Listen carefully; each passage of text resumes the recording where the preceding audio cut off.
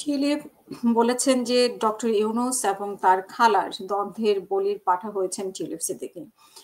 Labour পার্টির নেতা কিয়ার স্টারমারের একনিষ্ঠ সমর্থক ৪২ বছর বয়সী টিউলিপ এক সপ্তাহ আগেই একজন সাংবাদিকের মাধ্যমে জানতে পারেন যে বাংলাদেশে তার বিরুদ্ধে দুর্নীতির আনুষ্ঠানিক অভিযোগ আনা হয়েছে। ওই সাংবাদিক তার আইনজীবীর সঙ্গে যোগাযোগ করেছিলেন। টিউলিপের বিরুদ্ধে অভিযোগ, ক্ষমতাচ্যুত প্রধানমন্ত্রী হাসিনার ভাগ্নি পরিচয়ে নিজের প্রভাব খাটিয়ে রাজধানী ঢাকার পূর্বাঞ্চলে মা, ভাই ও বোনের জন্য ফ্ল্যাট বরাদ্দ নিয়েছেন। এই ঘটনার প্রসঙ্গে সাক্ষাৎকারে টিউলিপ বলেন যে এটা পুরোপুরি হাস্যকর এবং উনি বলছেন যে ১১ই আগস্ট টিউলিপ সহ আরো ২০ জনের বেশি অভিযুক্তের বিচার শুরু হওয়ার তারিখ নির্ধারিত করা হয়েছে। সশরীরে বা ভিডিও লিংকের মাধ্যমে আদালতে হাজিরা দেবেন কিনা এমন প্রশ্নের জবাবে টিউলিপ বলেন যে আমার আইনজীবী ব্রিটিশ আইনজীবীর কাছ থেকে পরামর্শ নিচ্ছি। তিনি আমাকে পরবর্তী পদক্ষেপ সম্পর্কে পরামর্শ দিচ্ছেন। আমি এখনো কোনো আনুষ্ঠানিক সমন পাইনি। একটি বাইরের দেশে আমার বিরুদ্ধে লোক দেখানো বিচার শুরু করতে আর মাত্র কয়েকদিন বাকি। অথচ আমি এখনো জানি না আমার বিরুদ্ধে ঠিক কি নিয়ে অভিযোগ আনা হয়েছে। আমার মনে হয় আমি যেন এক ধরনের দুঃস্বপ্নের মধ্যে আটকে আছি, যেখানে আমার বিচার শুরু হয়ে গেছে। কিন্তু আমি আসলেই জানি না অভিযোগগুলো কি বা এই বিচার কিসের জন্য? যেটা টিউলিপ জানিয়েছেন এবং বাংলাদেশের কর্তৃপক্ষ জানিয়েছে প্রয়োজনীয় টিউলিপের বিচার কার্য ও তার অনুপস্থিতিতেই চালানো হবে। এই মামলায় তিনি দোষী সাব্যস্ত হলে বাংলাদেশ ও যুক্তরাজ্যের মধ্যে পদর্পণের বিষয়টি নতুন পরীক্ষার মুখে পড়তে পারে। গত বছর জুলাই সাধারণ নির্বাচনে লেবার পার্টি জয়ের পর কয়েক মাস টিউলিপ সেরা সময় কাটিয়েছেন। এমপি হওয়ার আগে তিনি কাউন্সিলর ছিলেন এবং প্রধানমন্ত্রী স্টেমারে টিউলিপের বন্ধু। দুজন নির্বাচনী এলাকাও পাশাপাশি। টিউলিপকে ট্রেজারি অর্থনৈতিক সেক্রেটারি ও তিনি সিটি মিনিস্টার হিসেবে নিয়োগ দেন স্টেমার। সে সময় ৫,০০০ মাইল দূরে ১৫ বছর ক্ষমতায় থাকার পর ছাত্র নেতৃত্বাধীন গণ অভ্যুত্থানের মুখে ভেঙে পড়তে শুরু করে তার খালা শেখ হাসিনার সরকার। আওয়ামী লীগ সরকারের বিরুদ্ধে বিক্ষোভে হাজারের বেশি মানুষের মৃত্যুর ঘটনায় তীব্র আন্দোলনের পর হাসিনা ও টিউলিপের মা শেখ রেহানা বাংলাদেশ থেকে ভারতে পালিয়ে যান। তবে ২০২৫ সালের গ্রীষ্মে টিউলিপ, তার পার্টি ও তাদের ২ সন্তানের জীবন স্বাভাবিকভাবে চলছিল। টিউলিপ বলেন যে আমি এখনো আমার খালার পক্ষে সাফাই গাইতে আসিনি। আমি জানি যে তার শাসনামলের শেষেটা কিভাবে হলো এবং সেটা নিয়ে তদন্ত চলছে। আমি আন্তরিকভাবে আশা করি যে বাংলাদেশের মানুষ যে সমাধান চায় সেটি তারা পাবে। তবে পরিস্থিতি পাল্টে যায় গত বছরের শেষের দিকে ডক্টর ইউনূসের নেতৃত্বে বাংলাদেশের অন্তর্বর্তী সরকার গঠিত হওয়ার পর। টিউলিপের ভাষায়, বাংলাদেশের নোংরা রাজনীতির ফলে তার জীবন এলোমেলো হয়ে যায়।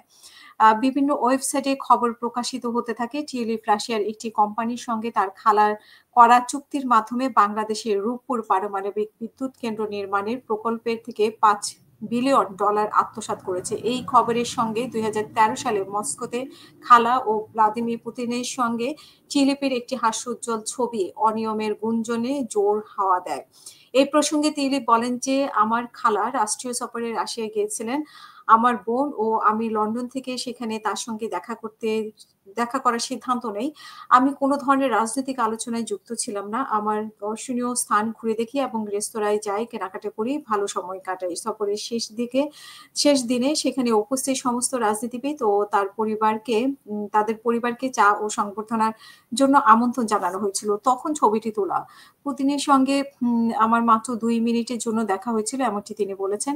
এরপর আরেকটি অভিযোগ আনা হয়েছে, সেটা হচ্ছে ২০০৪ সালে আওয়ামী লীগের সংশ্লিষ্ট এক ব্যক্তি টিউলিপের লন্ডনে কিংস ক্রস এলাকায় একটি ফ্ল্যাট উপহার দিয়েছিল।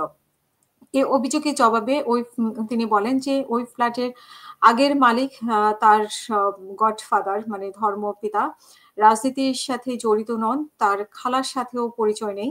তবে টিউলিপের জন্য সমস্যা হয়ে দাঁড়ায় আরেকটি বিষয়। ২ বছর আগে এক সংবাদপত্রকে তিনি বলেছিলেন যে ফ্ল্যাটটি তার বাবা-মা তাকে কিনে দিয়েছিলেন। টিউলিপ দাবি করেন যে কথাটা তিনি ভুল বলেছিলেন। আর এই ভুলের কারণ ছিল তার বয়োবৃদ্ধ বাবা-মায়ের দুর্বল স্মৃতিশক্তি। তার বাবা-মা প্রায় ২৫ বছর আগেই আলাদা হয়ে গিয়েছিলেন। এরপর নতুন প্রশ্ন ওঠে যে একটি বাড়ি থাকা সত্ত্বেও তিনি কেন বাংলাদেশি বংশোদ্ভূত একজন প্রপার্টি ডেভেলপারের মালিকানাধীন বাড়িতে থাকছেন। লেবার পার্টির মাধ্যমে ওই ডেভেলপারের সাথে তার পরিচয় হয়েছে বলে তিনি দাবি করেন এবং এই অভিযোগের জবাবে তিনি বলেন যে তাকে নিরাপত্তার হুমকি সম্পর্কে সতর্ক করা হয়েছিল। সন্ত্রাসের অভিযোগে আটক করা এক ব্যক্তি বলেছিল যে তার এই পরিণতির জন্য টিউলিপ দায়ী। সেই বয়সে টরি এমপি ডেভিড অ্যামেসকে তার কর্মস্থলে হত্যা করা হয়েছিল। এই ঘটনার পরিপ্রেক্ষিতে টিউলিপকে তার বাড়ি থেকে সরে যাওয়ার পরামর্শ দেওয়া হয় এবং পরিস্থিতির আকস্মিকতায় তিনি পরিচিত একজনের উপর নির্ভর করেছিলেন। টিউলিপ বলেন যে তিনি বাড়িটির জন্য পুরো বাজার দর অনুযায়ী ভাড়া দিচ্ছিলেন। কিন্তু তারপরেও অভিযোগ আসতে থাকে। এক পর্যায়ে টিউলিপ নিজেই বিষয়টি পর্যালোচনার জন্য মন্ত্রীদের আচরণবিধি বিষয়ক স্বাধীন উপদেষ্টা লরি ম্যাকনাসের কাছে পাঠান এবং গভীর পর্যালোচনার পর উপদেষ্টা তাকে মন্ত্রীদের আচরণবিধি লঙ্ঘনের অভিযোগ থেকে মুক্তি দেন।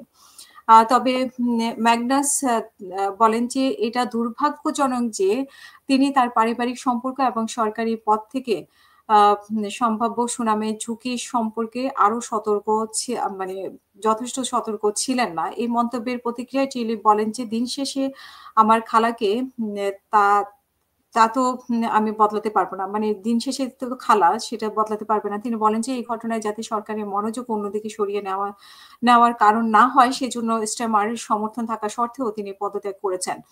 এবং টিউলিপ এই বছরে ডক্টর ইউনূসের যুক্তরাজ্য সফরের সময় তার সঙ্গে দেখা করার চেষ্টা করেছিলেন। কিন্তু ডক্টর ইউনূস সেই প্রস্তাব প্রত্যাখ্যান করেন এবং এটি বিচার প্রক্রিয়াকে প্রভাবিত করবে। টিউলিপ বলেন যে সত্যিকার অর্থ হলে ডক্টর ইউনূস আর তার খালার বলির পাঠা হলেন তিনি। তো এখন এই পর্যন্তই। পরে আবারও কথা বলব। আপনাদের মতামত আমাদের কমেন্ট বক্সে জানাবেন প্লিজ।